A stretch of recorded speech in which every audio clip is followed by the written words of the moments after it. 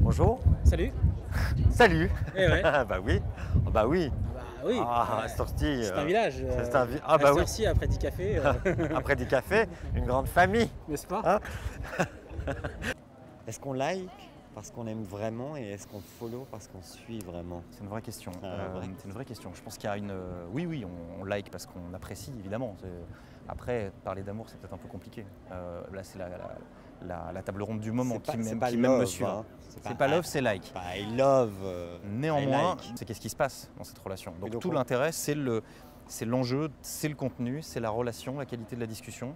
Voilà, sans ça, il n'y a rien. Si on crée une page Facebook et qu'on a tout d'un coup 200 000 likes et qu'on ne leur dit rien pendant des mois ou des semaines ou même des jours, ça ne sert à rien.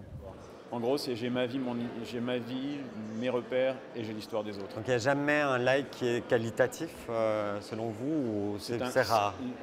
Les seuls likes dits qualitatifs sont des likes impulsifs, mais Ouais. ils durent le temps de l'impulsion. Pourquoi la France a-t-elle toujours 2 à 3 ans de retard sur les sujets de brand content par rapport aux US, au marché US? Super question que je me pose souvent. Le Je pense matin, qu'il y a- en vous rasant. Non, mais c'est peut-être un allant que les Américains ont et que nous, on contient dans est-ce que c'est vraiment ça qu'il faut? Est-ce qu'on en est sûr? Est-ce que le voisin l'a fait? Non, je suis pas d'accord. Vous avez le droit.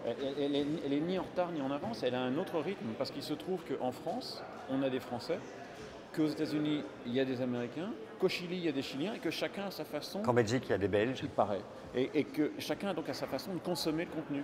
Et donc il faut juste s'adapter en fonction de chaque territoire. C'est juste On que peut c'est pas penser- comparable en On fait. peut penser global, les choses mondiales, etc. Sauf qu'il faut s'adapter à un truc dingue qu'on oublie tout le temps qui est, attention je vais prononcer un gros mot, l'utilisateur. Celui qui va consommer, celui qui va manger l'information, celui qui va la digérer, celui qui va la ressortir. Si on ne s'adapte pas à l'utilisateur, donc non, il n'y a pas ni à avoir d'avance ni à avoir de retard. Les plus grands chercheurs en R&D sont français, donc on a beaucoup d'avance sur les Américains. Donc arrêtons de dire qu'il y a de l'avance et de retard. Non, concentrons-nous sur l'utilisateur et ce qu'il a envie de faire. Comment est-ce que la femme ne reprend pas le pouvoir grâce à un média comme Internet, selon vous? Est-ce qu'elle l'a déjà perdu? La femme a eu un grand pouvoir dans l'histoire avant l'écrit. Et l'écrit a unifié un petit peu le pouvoir.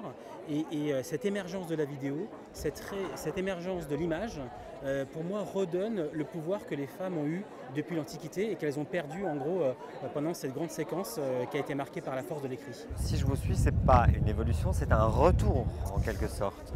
C'est la vengeance des femmes. Je sais pas la vengeance des femmes, moi, c'est un retour naturel. Alors est-ce qu'à l'heure du tout numérique, les mesures d'audience via panel restent pertinentes, selon vous? Si elles prennent en compte le numérique, oui. Si elles ne prennent pas en compte le numérique, non. Mais quand on prend en compte le numérique, ça devient super compliqué parce qu'il y a plein de types de mesures d'audience sur le numérique. Donc, comme disait Pierre Dac, tout est dans tout et réciproquement. Et là, vraiment, on est dans du grand n'importe quoi parfois. Pierre Dac, très grand J'ai réussi à placer Pierre blogueur. Dac. J'adore Pierre Dac, moi.